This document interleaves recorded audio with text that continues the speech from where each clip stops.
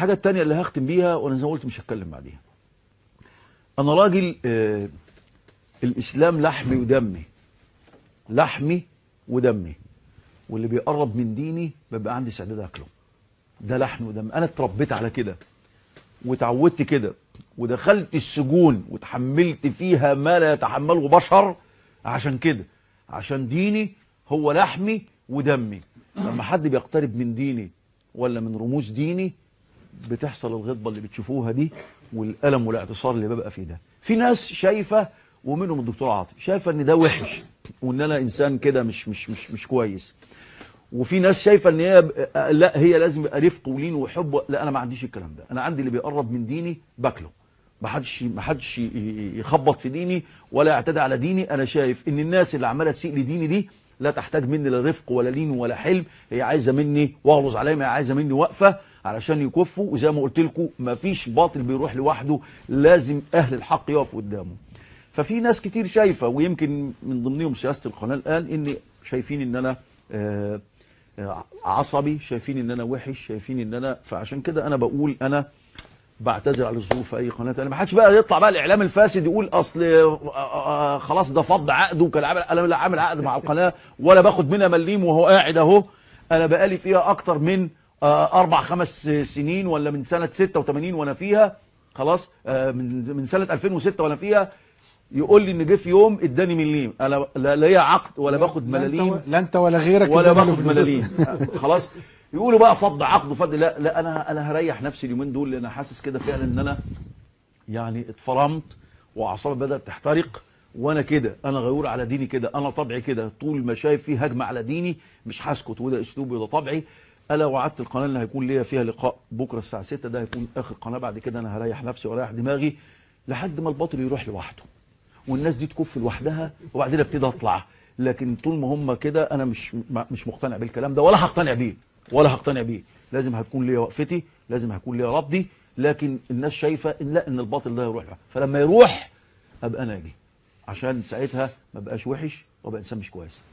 جزاكم الله خيرا، واشوفكم على خير بكره. زي ما قلت لكم ليا وعد، انا وعدته الساعه 6، لكن بعد كده انا قاعد في بيتي ان شاء الله تعالى، وليا مساجدي اللي هقعد فيها. في مساجدي هعرف اتكلم، ما حدش بيقول لي انت هتقول ايه ولا بتقولش ايه، اللي هيقل ادبه وما بيسكتلوش.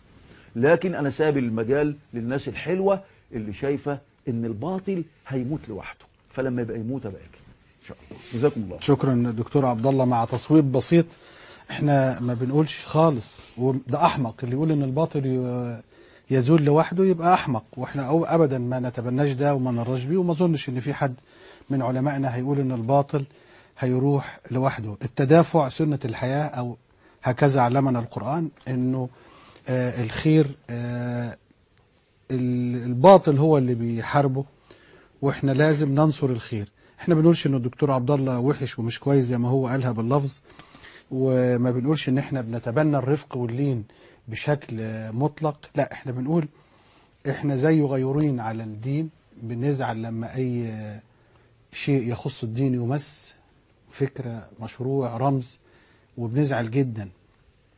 بس احنا بنرى انه معالجة الامر يكون بشوية دهاء، بشوية مكر، بشوية حنكة وحكمة، لانه الطرف الاخر بيترصد لينا وبيتصيد لينا وبيتمنى ان احنا نغضب ونقول كلمة شديدة او عنيفة. وشفنا يعني الكلام ده مجرب، ان احنا على مدار الشهرين اللي فاتوا في تصيد لأي كلمة بتقال هنا في القناة أو غيرنا من القنوات الدينية، وبيتعمل بها فضيحة، وبيتعمل بيها إهانة للمشروع الإسلامي كله، بل بالعكس البعض بيستخدمها أحيانا لمهاجمة الإسلام من بابه. وعشان كده احنا أنا حاسس بالمسؤولية وخايف ان انا اكون بظلم نفسي، وفي الآخرة أحاسب عن ان انا ما كنتش يعني أمين مع مسؤوليتي، وسبت الناس تهاجم الإسلام من كلمة أنا قلتها أو كلمة اتقالت في برنامج عندنا. فأنا مطالب أن أنا بدافع عن الإسلام بالطريقة اللي يكسب بها الإسلام، مع الالتزام بالضوابط وعدم الزيغ. مش هخلي الحلال حرام، مش هخلي الحرام حلال، لكن الطريقة هي اللي احنا مختلفين شوية مع الدكتور. وأنا كنت أتمنى أن الدكتور بما أنه هو مهاجم أصلا بأنه شديد شوية، فأنا كنت نفسي أنه هو يبقى الطف شويتين عشان نفوت عليه عليه اللي الفرصة. بيحطوها لي أنا عارف. عشان ابطل اقول حق. مش هبطل وما بخافش وبقولها بملي فيه على الهوا اهو. ما ببطلش وما بخافش. الفزاعه اللي حاطينها لي دي هم اولى بيها. طب يا دكتور عبد هم الله، اولى بيها. مش انا زي ما قلت لك كده، انت ما تخليش واحد يجي يديني بوكس، واخد بالك، وبعدين تيجي تقول لي اوعى تديله، هو يقول لك كده لا يجوز للاسلامي ان يدي بوكس. ايه ده؟ بتكتفني؟ لا هتديني بوكس هديك بوكس. انا بقولها لك على الهوا. طب سؤال يا دكتور عبد الله على الهوا. اديك شلوت. سؤال بقولها لك على الهوا اهو. احترم نفسك عشان احترمك. انا بقولها لك على الهوا اهو. انا بقولها لك على الهوا اهو. انا قلت لك وبعيدها تاني وهقولها تاني. انا ما بنامش الليل لما بسمع ان في شيخ نزل من على منبر وتهزق، ولا في واحد مسخره بيه. انا مش زي الناس اللي دمها بارد. انا ما بنامش الليل. انا مش متحمل ده على ديني. انا شايف ان احنا بنتقابل في كل الاتجاهات. يا دكتور عبد الله صلى على النبي، هل انت في يوم من الايام انا قلت لك بيني وبينك حتى قبل البرنامج او بعد البرنامج او في اتصال تليفوني ما تقولش الحق؟ لا. ما تقولوش بقوه؟ لا. انا بالعكس، انا كنت قوي قول الحق وتبنى الحق ودافع بقوه. قلت لك ده على الهوا وبيني وبينك، انما بمصطلحات جديده والفاظ جديده. جميل. قول لي ايه بما ان هم منتظرين. قول لي، انا بس هسأل سؤال، قول لي ايه اللي انا قلته النهارده غلط؟ بالعكس انتوا حاولتوا تفهموا كلامي غلط. انا لما رديت بقول مش انا لا اشكك في القضاء، لكن انا بتكلم عن واقع. لكن الواقع اللي قدامي مفيش واحد غلط وتحاسب. ده الواقع يا دكتور. لكن ده انا بقول لك لما تراجعها لما تروح هتلاقي كنت انت غضبان في الحته دي يا دكتور وظبطتها في المره الثانيه. لا انت ظبطتها. انا قلت الواقع اللي قدامي ان مفيش واحد غلط في الاسلام والاسلاميين وتحاسب. هات لي واحد يتحاسب، واحد عشان تشفي غليلي. مفيش واحد يتحاسب. انا قلت لك القضاة حبايبي، انا بقولهم اهو، وكل القضاة الله المستشارين بحترمهم جدا وبقدرهم على راسي، قضاة مجلس الدولة وقضاة من اجل مصر وقضاة العاديين، والله ومن ظلمني ان كنت معتقد ان في حد ظلمني انا يكفي حسابه معايا بيني وبين الله ان انا بدعي عليه ان ربنا يبتليه، واخد بالك، يتمنى الموت فلا يجده اللي ظلمني.